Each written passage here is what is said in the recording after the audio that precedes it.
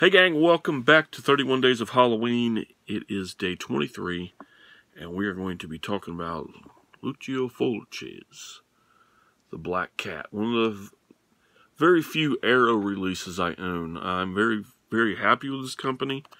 Right up there, almost to the level of Criterion as far as restoration, which is why I dig the company so much. I don't know why I think these glasses are going to work with the mood lighting.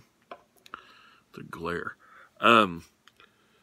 Not for what type of films they put out or whatever snobby reason. A lot of people like Criterion, but for the restoration process is absolutely amazing. And this film, I have never seen on any other format except for this. Last year sometime I got into a Gothic Italian horror phase, which is no longer a phase, it has stretched on. But I started getting into these guys and saw Black Cat fairly cheap on Amazon, so I thought, well, you know what, Fulci's never disappointed me, let's try this. And again, not disappointing. This is 1981, I believe. Stars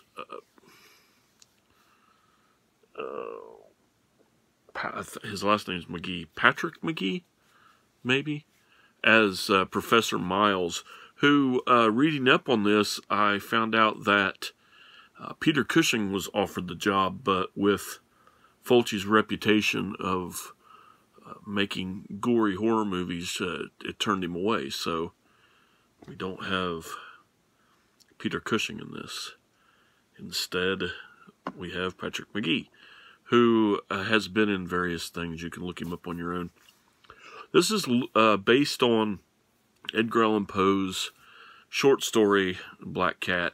Very, very loosely based on, with really the only thing being that there's a black cat and the ending, which if you know the ending to the Black Cat, the short story, then you know the ending to this film. But if you don't know that, I do recommend reading it. It is really, really interesting. And it's been done so many times in different stories. There's a film that has Harvey Keitel in it that's called The Black Cat. Also has a take on this same thing.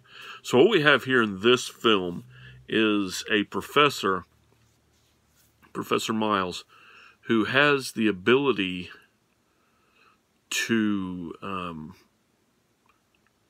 basically, let's just put this in a crazy way.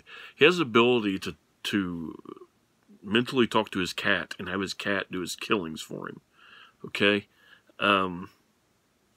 This American photographer and a police officer from Scotland Yards kind of team up, not reluctantly, accidentally. She happens to be a photographer. They need a photographer for some crime scenes, so they become friends and cohorts in this, and it leads to the path down to find out what the ending of the film is.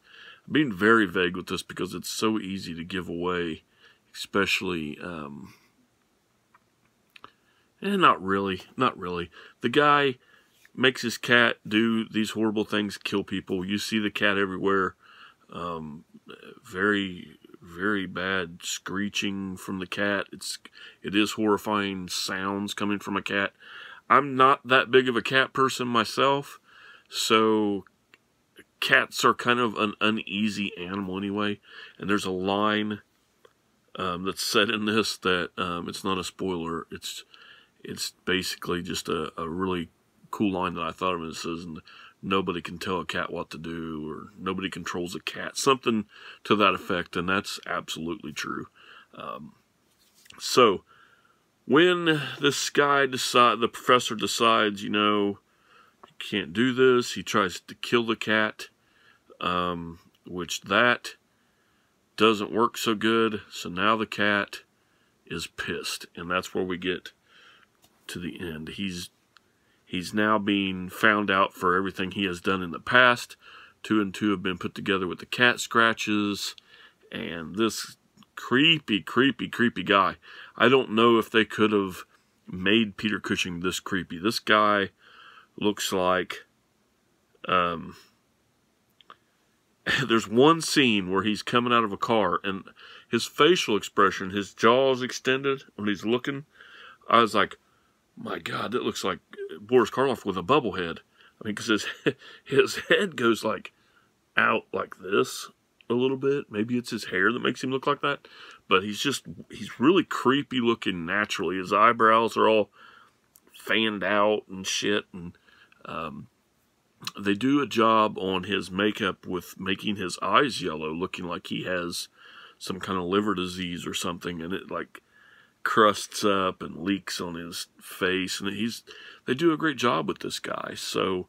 I don't know why you automatically wouldn't think this guy's just killing everybody here, but no, he doesn't. It's his cat that's killing everybody. He's talking his cat into it. He does talk to the dead. There are a few different things, a few deaths in these that are really good. Fulci does a great job with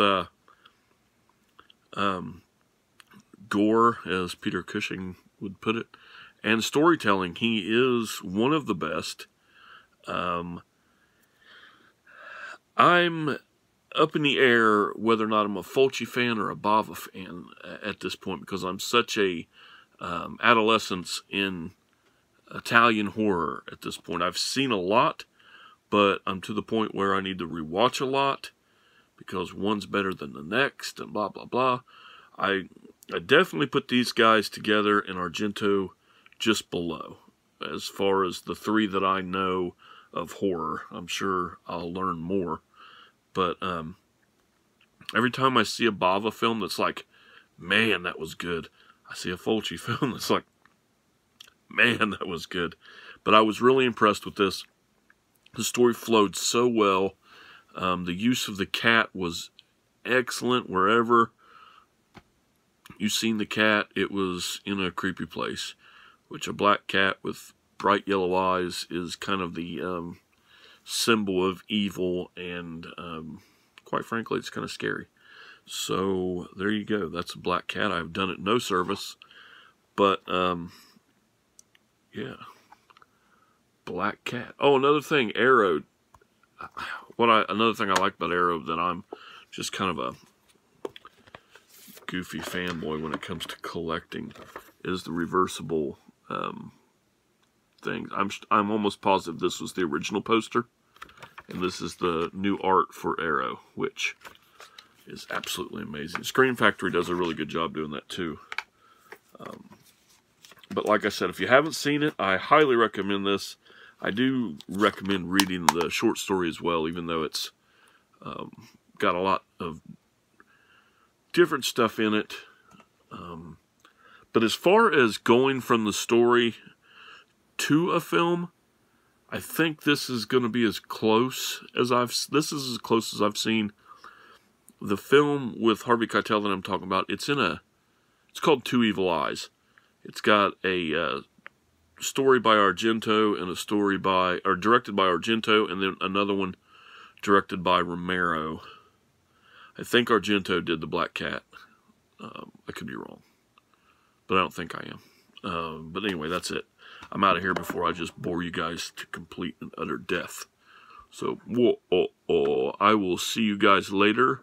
Tomorrow, day number 24. Who knows? So, later, guys.